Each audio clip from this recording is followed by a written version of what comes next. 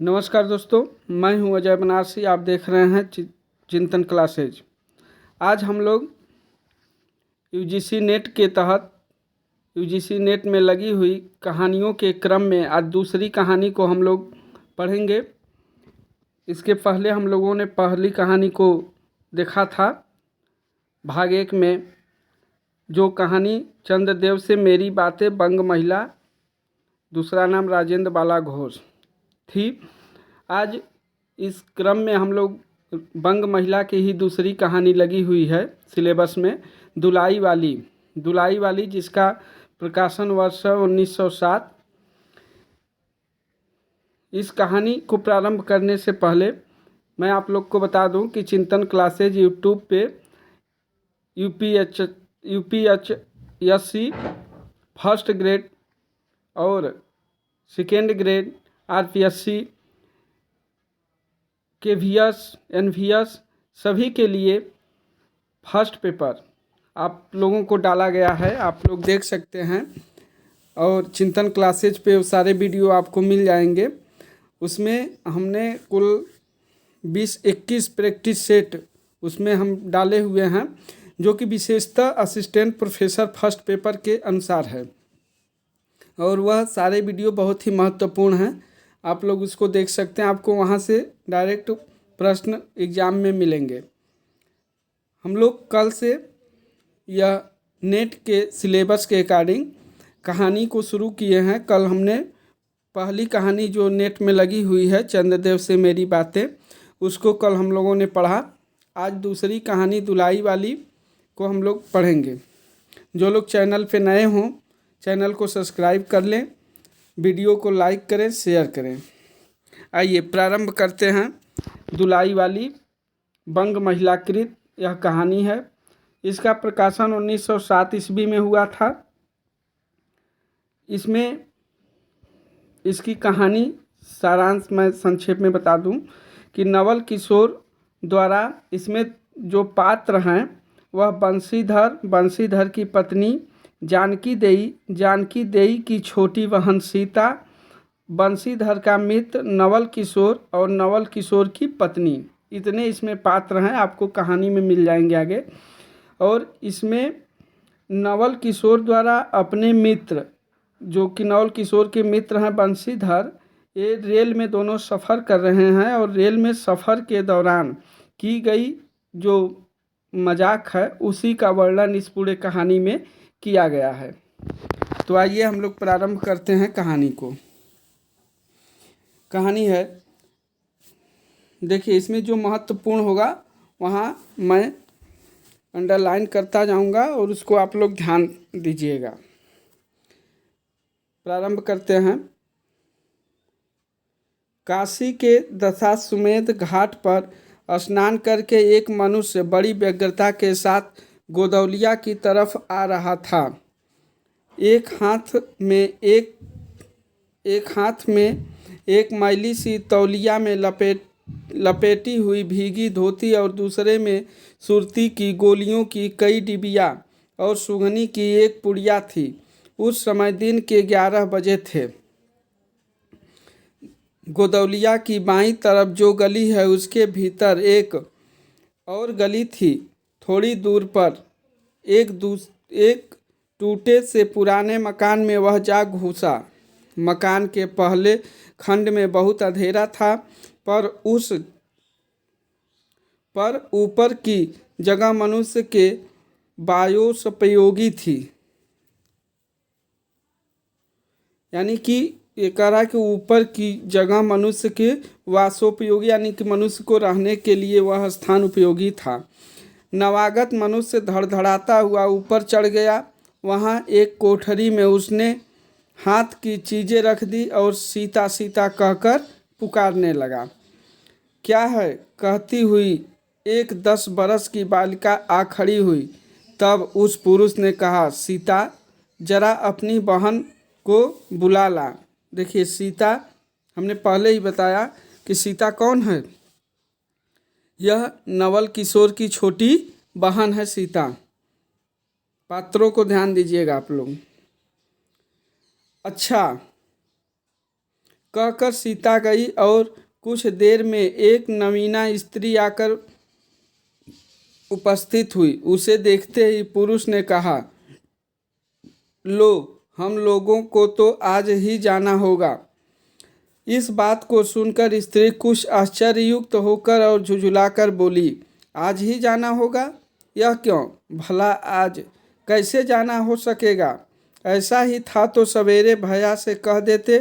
तुम तो जानते हो कि मुंह से कह दिया बस छुट्टी हुई।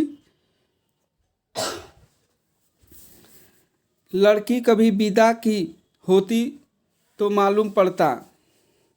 आज तो किसी सूरत जाना नहीं हो सकता। वह स्त्री कह रही है उस पुरुष से। अब स्त्री पुरुष कौन है आगे आपको पता चलेगा। तुम आज कहती हो हमें तो अभी जाना है। बात यह है कि आज ही नवल किशोर कलकत्ते से आ रहे हैं। देखिए, नवल किशोर कलकत्ता, इस स्थान को नाम को याद रखिए। आगरे से अपनी नई बहू को भी साथ ला रहे हैं। सो उन्होंने हमें आज ही जाने के लिए इसरार किया है। हम सब लोग मुगल सराय के साथ ही इलाहाबाद चलेंगे। मुगल सराय के साथ ही इलाहाबाद चलेंगे, स्थान याद रखिए। उनका तार मुझे घर से निकलते ही मिला। तार मतलब चिट्ठी। इसी से मैं झट नहा धोकर लौट आया। बस अब करना ही क्या है? कपड़ा वपड़ा तो कुछ हो बांध बूंद कर घंटे भर में खा पी कर चली चलो। जब हम तुम्हें विदा कराने आए ही हैं तब कल के बदले आज ही सही। हाँ, यह बात है, नवल जो चाहे करावें। क्या एक ही गाड़ी में न जाने से दोस्ती में बट्टा लग जाएगा? अब तो किसी तरह रुकोगे नहीं, जरूर ही उनके साथ जाओगे। पर मेरे तो नाको दम आ जाएगी। क्यों? किस बात से? उनकी हंसी से। और किससे? हंसी ठट्ठा भी राह में अच्छी लगती है। उनकी हंसी मुझे नहीं भाती। एक रोज़ मैं चौक में बैठी पूड़ियाँ काढ़ रही थी कि इतने में न जाने कहाँ से आकर नवल चिल्लाने लगे, ए बुआ, ए बुआ, देखो तुम्हारी बहू पूड़ियाँ खा रही है। मैं तो मारे शर्म के मर गई। हाँ, भाभी जी ने बात उड़ा दी सही। वे बोली, खाने पहनने के लिए तो आई ही है। पर मुझे उनकी हंसी बहुत बुरी लगी। ये बात हो रही है। बस इसी से तुम उनके साथ नहीं जाना चाहती? अच्छा चलो, मैं नवल से कह दूंगा कि वह बेचारी कभी रोटी तक तो खाती ही नहीं, पूड़ी क्यों खाने लगी। नेक्स्ट, ये लोग आपस में बातें कर रहे हैं। इतना कहकर बंशीधर कोठरी के बाहर चले आए और बोले, मैं तुम्हारे भैया के पास जाता हूँ, तुम रो रुला कर तैयार हो जाना। विदाई कराने आए हैं भाई, तो औरतें ससुराल से, घर से, मायके से ससुराल जाती हैं तो थोड़ा से वो होता है उन लोगों का। तो वही कह रहे हैं कि तुम रो रुला कर तैयार हो जाना। इतना सुनते ही जानकी देई की आंखें भर आई और आषाढ़ सावन की ऐसी झड़ी लग गई। आषाढ़ सावन मतलब कि वो रोने लगी। वंशीधर इलाहाबाद के रहने वाले हैं। इसको याद रखिए, पूछ सकता है कि वंशीधर कहाँ के रहने वाले थे। तो इलाहाबाद के रहने वाले हैं। बनारस में ससुराल है उनकी। अब बात स्पष्ट होगी धीरे धीरे। स्त्री को विदा कराने आए हैं। ससुराल में एक साले साली और सास के सिवा और कोई नहीं है। कौन है ससुराल में उनके? तो एक साले साली और सास, उसके सिवा उनका और ससुराल में कोई नहीं है। नवल किशोर इनके दूर के नाते में ममेरे भाई हैं, पर दोनों में मित्रता का ख्याल अधिक है। दोनों में गहरी मित्रता है। दोनों एक जान दो कालिब हैं। दोनों एक जान दो कालिब हैं। उसी दिन बंशीधर का जाना स्थिर हो गया। बहन के संग जाने के लिए रोने लगी। कौन? सीता जो थी। माँ रोती धोती लड़की की विदा की सामग्री इकट्ठी करने लगी। जानकी देई भी रोती ही रोती तैयार होने लगी। कोई चीज़ भूलने पर धीमी आवाज़ से माँ को याद भी दिलाती गई। 1 बजने पर स्टेशन जाने का समय आया। अब गाड़ी या इक्का लाने कौन जाए। बहुत अच्छी कहानी है। आप लोग ध्यान से, आप लोग इसको अगर सुन भी लेंगे तो एग्ज़ाम में इससे आपको ये प्रश्न आराम से हल हो जाएंगे और इससे बाहर आपको प्रश्न देखने को नहीं मिलेंगे अगर कहानियों से प्रश्न पूछे गए। और अधिकांशतः अब तो कथन और पात्रों से प्रश्न पूछे जा रहे हैं, तो आप लोग इसको अवश्य देखें। आगे देखते हैं हम लोग। कौन जाए। ससुराल वालों की अवस्था अब आगे किसी नहीं की।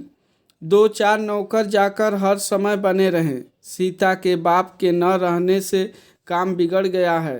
पैसे वाले के यहाँ नौकर चाकरों के सिवा और भी 2-4 खुशामदी घेरे रहते हैं। छूछे को कौन पूछे एक कहारिन। छूछा नहीं, जिसके पास कुछ भी न हो उसको कौन पूछे। है सो भी इस समय कहीं गई है। साले राम की तबीयत अच्छी नहीं। वे हर घड़ी बिछौने से बातें करते हैं, यानी बिछौने पे हमेशा सोए रहते हैं। 30 पर भी आप कहने लगे मैं ही धीरे धीरे जाकर कोई सवारी ले आता हूँ, नज़दीक तो है। बंसीधर बोले नहीं नहीं, तुम क्यों तकलीफ़ करोगे, मैं ही जाता हूँ। जाते जाते बंसीधर भी चारने लगे कि इक्के की सवारी तो भले घर की स्त्रियों के बैठने लायक नहीं होती, क्योंकि एक तो इतने ऊंचे पर चढ़ना पड़ता है, दूसरे पराये पुरुष के संग एक साथ बैठना पड़ता है। मैं एक पालकी गाड़ी ही कर लूँ, उसमें सब तरह का आराम रहता है। पर जब गाड़ी वाले ने 1.5 रुपया किराया मांगा, याद रखना कितना किराया मांगा, 1.5 रुपया, तब बंसीधर ने कहा चलो इक्का ही सही, पहुँचने से काम कुछ। नवल किशोर तो यहाँ से साथ में है नहीं, इलाहाबाद में देखा जाएगा। ये अभी बनारस की बात हो रही है। आगे देखते हैं कि बंसीधर इक्का ले आए और जो कुछ असबाब था इक्के पर रख कर आप भी बैठ गए। असबाब मतलब जो सामान था। जानकी देई बड़ी विकलता से रोती हुई इक्के पर जा बैठी। पर इस अस्थिर संसार में स्थिरता कहाँ। यहाँ कुछ भी स्थिर नहीं। इक्का जैसे जैसे आगे बढ़ता गया वैसे जानकी की रुलाई भी कम होती गई। सिकरौल के स्टेशन के पास पहुँचते पहुँचे जानकी अपनी आंखें अच्छी तरह पोंछ चुकी थी। दोनों चुपचाप चले जा रहे थे कि अचानक बंसीधर की नज़र अपनी धोती पर पड़ी और अरे एक बात तो हम भूल ही गए कहकर पछता से उठे। इक्के वाले के कान चबाकर जानकी जी ने पूछा क्या हुआ, क्या कोई ज़रूरी चीज़ भूल आए। नहीं, एक देसी धोती पहनकर आना था, सो भूलकर बिलायती ही पहन आए। नवल कट्टर स्वदेशी हुए न, वे बंगालियों से भी बढ़ गए हैं। देखेंगे तो 2-4 सुनाए बिना न रहेंगे।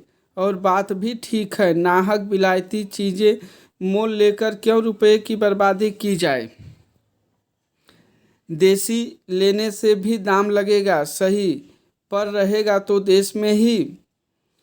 जानकी जरा भौहें टेढ़ी करके बोली धोती तो धोती पहनने से काम क्या यह बुरी है।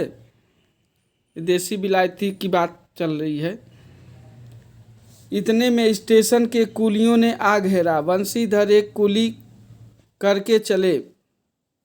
एक कुली करके यानी एक कुली को लेकर के सामान था उनके साथ, तो इसलिए कुली को ले लिए कि सामान मेरा ले लो। इतने में इक्के वाले ने कहा इधर से टिकट लेते जाइए, पुल के उस तार तो ड्योढ़े दरवाजे का टिकट मिलता है। बंसीधर फिर कर बोले अगर मैं ड्योढ़े दर्जे का ही टिकट लूँ तो। ये कौन बोला, ये कथन याद रखिएगा, बंसीधर बोले। इक्के वाला चुप हो रहा।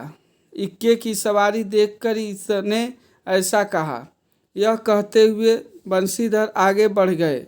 यथा समय रेल पर बैठकर बंशीधर राजघाट पार करके मुगल सराय पहुँचे। राजघाट पार करके, जो लोग बनारस में आए होंगे उनको पता होगा कि अगर बनारस से आप कैंट स्टेशन से चलेंगे तो राजघाट क्रॉस होकर के फिर उसके बाद मुगल पड़ाव होते हुए आप मुगल सराय के लिए रास्ता है।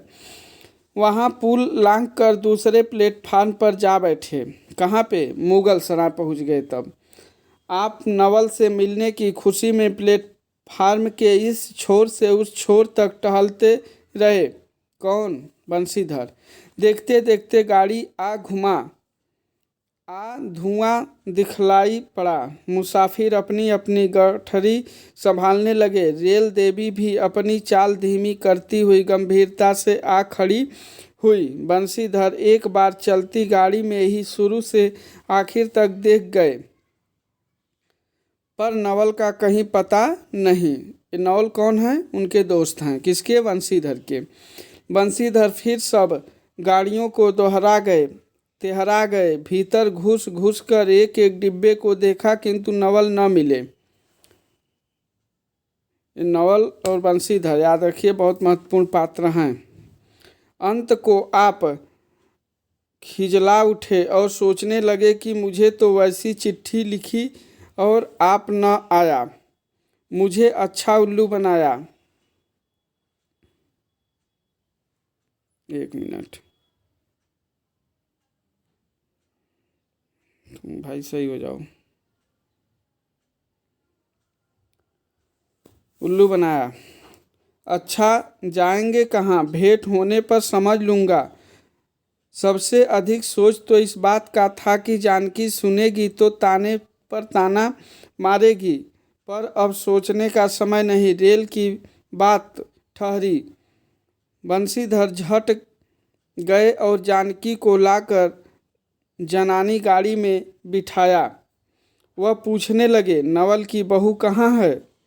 वह नहीं आए, कोई अटकाव हो गया, कहकर आप बगल वाले कमरे में जा बैठे। टिकट तो डेढ़े का था, पर डेढ़े दर्जे का कमरा कलकत्ते से आने वाले मुसाफिरों से भरा था, इसलिए तीसरे दर्जे में बैठना पड़ा। जिस गाड़ी में बंशीधर बैठे थे उसके सब कमरों में मिलाकर कल 10-12 की, कल की जगह कुल होना चाहिए, कुल 10-12 ही स्त्री पुरुष थे। समय पर गाड़ी छूटी। नवल की बातें और न जाने क्या अगड़ बगड़ सोचते गाड़ी कई स्टेशनों पार करके मिर्ज़ापुर पहुंची। मिर्ज़ापुर में पेटराम की शिकायत शुरू हुई। उसने सुझाया कि इलाहाबाद पहुंचने में अभी देरी है। चलने के झंझट में अच्छी तरह उसकी पूजा किए बिना ही बंशीधर ने बनारस छोड़ा था, यानी अब उनको भूख सताने लगी। इसलिए आप झट प्लेटफार्म पर उतरे और पानी के बाम्बे से हाथ मुंह धोकर एक खोचे वाले से थोड़ी सी ताज़ी पूड़ी और मिठाई लेकर निराले में बैठ आपने उन्हें ठिकाने पहुंचाया, यानी भोजन करने लगे। पीछे से जानकी की सुध आई। सोचा कि पहले पूछ ले, तब कुछ मोल लेंगे मतलब खरीदेंगे, क्योंकि स्त्रियां नटखट होती हैं। वे रेल पर खाना पसंद नहीं करती, खाती तो बहुत है भाई, बस दिखाती हैं। पूछने पर वही बात हुई। तब बंशीधर लौटकर अपने कमरे में आ बैठे। यदि वे चाहते तो इस समय ड्योढ़े में बैठ जाते, क्योंकि अब भीड़ कम हो गई थी, पर उन्होंने कहा, थोड़ी देर के लिए कौन बखेड़ा करे।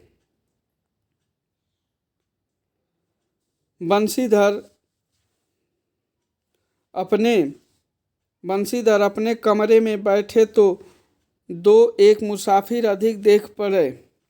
आगे वालों में से एक उतर भी गया था। जो लोग थे सब तीसरे दर्जे के योग्य जान पड़ते थे। अधिक सभ्य कोई थे तो बंशीधर ही थे। यानी अपने आप को बहुत तीसमार खां समझ रहे थे। उनके कमरे के पास आने वाले में एक भले घर की स्त्री बैठी थी। वह बेचारी सिर से पैर तक ओढ़े, सिर झुकाए, एक हाथ लंबा घूंघट काढ़े कपड़े की गठरी सी बनी बैठी थी। बंशीधर ने सोचा, इनके संग वाले भद्र पुरुष के आने पर उनके साथ बातचीत करके समय बितावेंगे। एक दो करके तीसरी घंटी बजी। तब वह स्त्री कुछ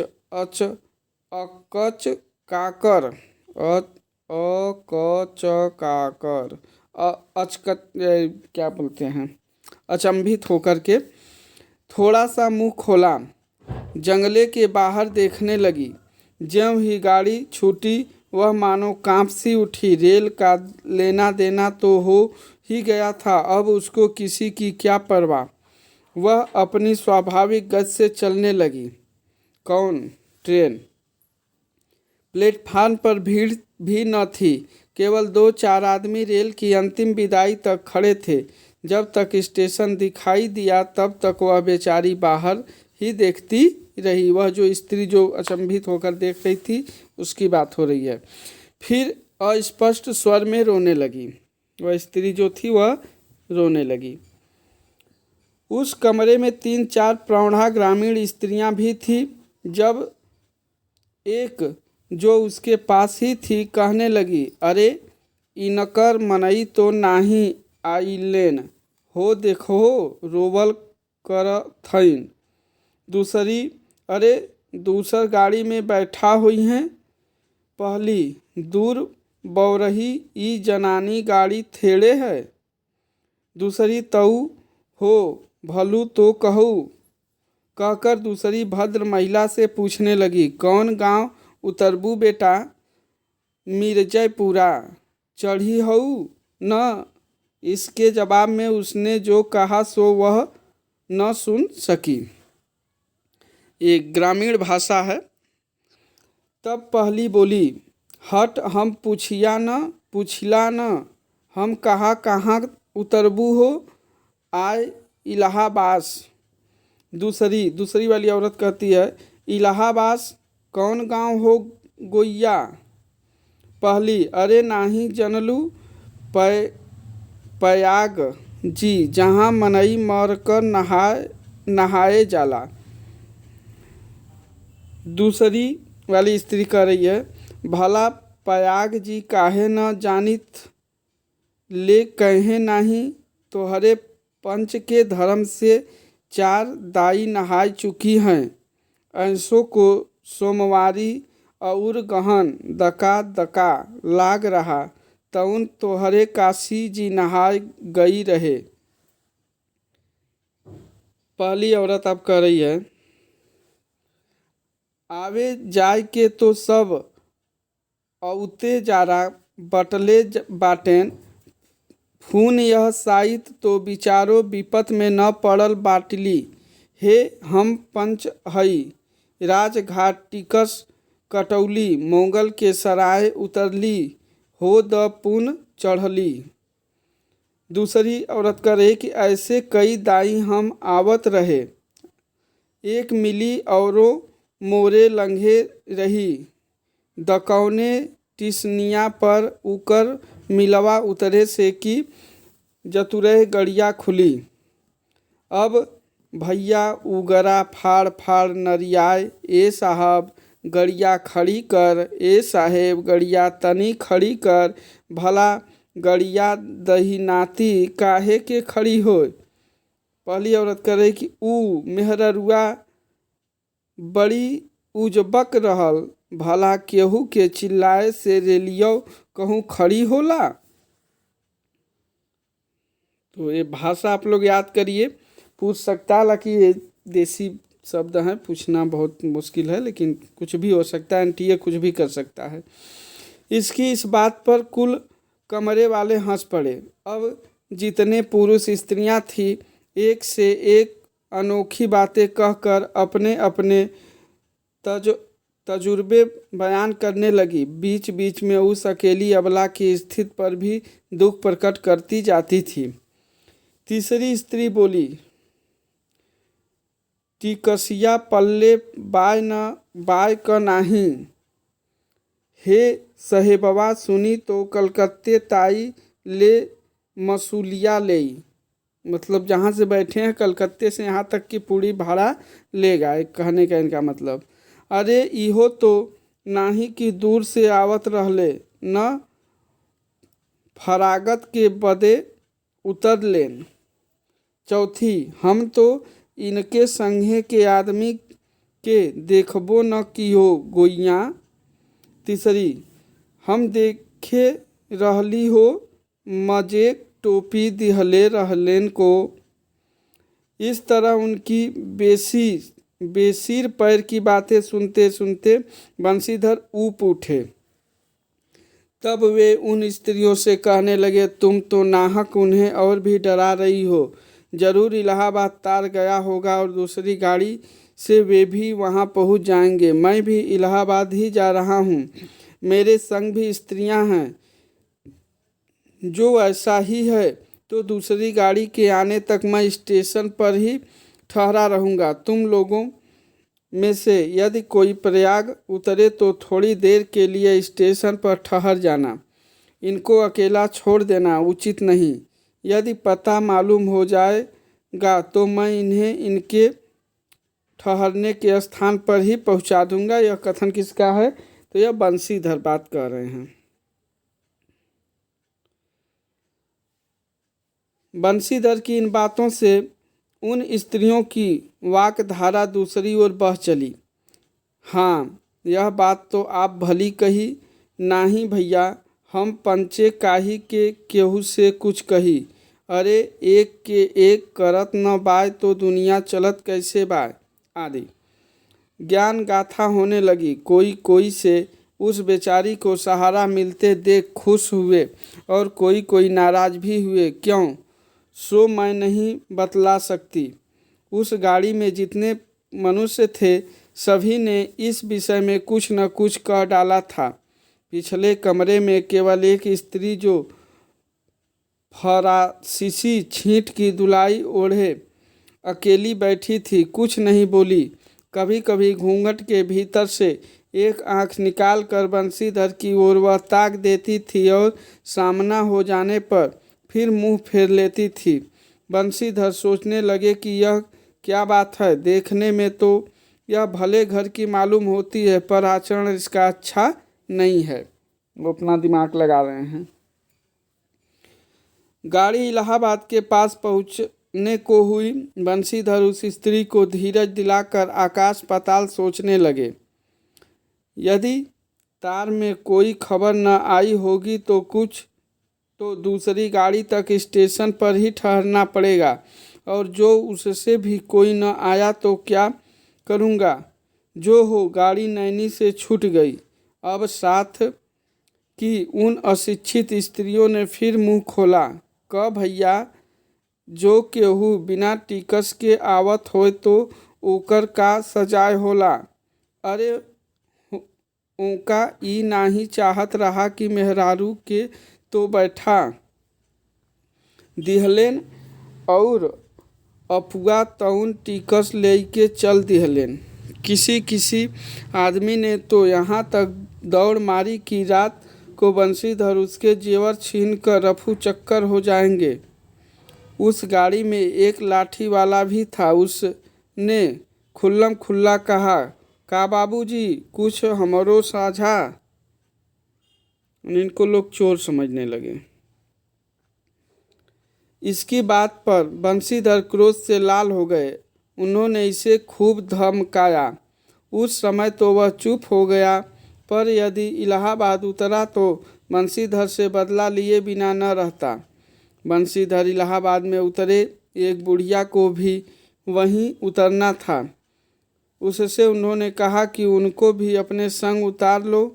फिर उस बुढ़िया को उस स्त्री के पास बैठाकर आप जानकी को उतारने गए। जानकी से सब हाल कहने पर वह बोली, अरे जाने भी दो, किस बखेड़े में पड़े हो। पर बंशीधर ने न माना। जानकी को और उस भद्र महिला को एक ठिकाने बिठाकर आप स्टेशन मास्टर के पास गए। बंशीधर के जाते ही वह बुढ़िया जिसे उन्होंने रखवाली के लिए रख छोड़ा था किसी बहाने से भाग गई, वहाँ से निकल गई। अब तो बंशीधर बड़े असमंजस में पड़े। टिकट के लिए बखेड़ा होगा, क्योंकि वह स्त्री बेटिकट है। लौट कर आए तो किसी को न पाया।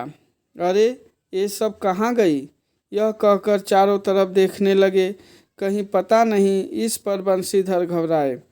आज कैसी बुरी साइत में घर से निकले कि एक के बाद दूसरी आफत में फंसते चले जा रहे हैं। इतने में अपने सामने उस ढुलाई वाली को आते देखा। तू ही उन स्त्रियों को कहीं ले गई है। इतना कहना कि ढुलाई से मुंह खोलकर नवल किशोर खिलखिला उठे।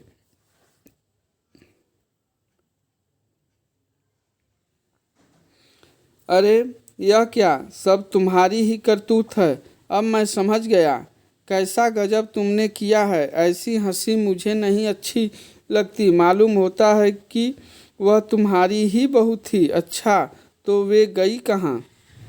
वे लोग जो पालकी गाड़ी में बैठी हैं, तुम भी चलो। नहीं, मैं सब हाल सुन लूँगा तब चलूँगा। हाँ, यह तो कहे तुम मिर्ज़ापुर में कहाँ से आ निकले? मिर्ज़ापुर नहीं, मैं तो कलकत्ते से, बल्कि मुगल सराय से तुम्हारे साथ चला आ रहा हूँ। तुम जब मुगल सराय में मेरे लिए चक्कर लगाते थे, तब मैं 1.5 दर्जे में ऊपर वाले पेंच पर लेटे तुम्हारा तमाशा देख रहा था। फिर मिर्ज़ापुर में जब तुम पेट के धंधे में लगे थे, मैं तुम्हारे पास से निकल गया, पर तुमने न देखा। मैं तुम्हारी गाड़ी में जा बैठा। सोचा कि तुम्हारे आने पर प्रकट होऊंगा, फिर थोड़ा और देख लें। करते करते यहाँ तक नौबत पहुँची।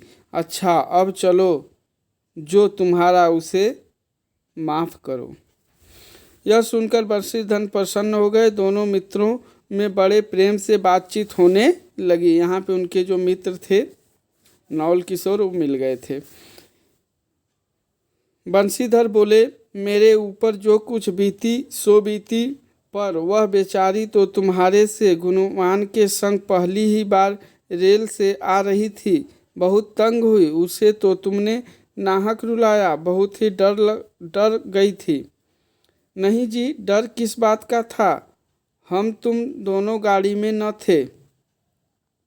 हाँ, पर यदि मैं स्टेशन मास्टर से इतिल्ला कर देता तो बखेड़ा खड़ा हो जाता ना। ये कथन किसका है?